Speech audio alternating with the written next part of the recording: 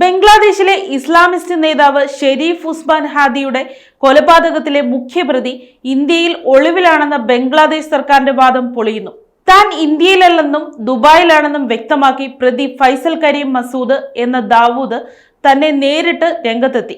ഹാദി വധക്കേസിലെ പ്രതികളായ മസൂദും അലങ്കദീർ ഷെയ്ഖും പ്രാദേശിക സഹായത്തോടെ ഇന്ത്യയിലെ മേഘാലയയിലേക്ക് കടന്നുവന്നായിരുന്നു കഴിഞ്ഞ 28-ാം തീയതി ധാക്കയിലെ ഇടക്കാല സർക്കാർ ആരോപിച്ചിരുന്നത്.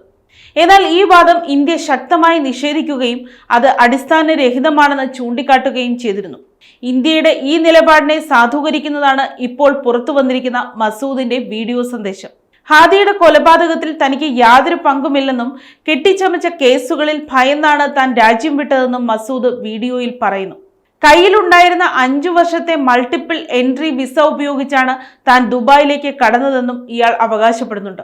ഡിസംബർ 12-ന് തലയ്ക്ക് വെടിയേറ്റ ഷെരീഫ് ഉസ്മാൻ ഹാദി 6 ദിവസങ്ങൾക്ക് ശേഷമാണ് മരണത്തിന് കീഴടങ്ങിയത്. ഇന്ത്യൻ അതിർത്തി കടന്ന് മേഘാലയയിൽ എത്തി എന്ന ബംഗ്ലാദേശിന്റെ ആരോപണം വ്യാജമാണെന്ന് തെളിയുന്നത് നയതന്ത്ര തലത്തിൽ ഇന്ത്യക്ക് മേൽക്കോയ്മ നൽകുന്ന ഒന്നാണ്. News desk Kottarakkara media.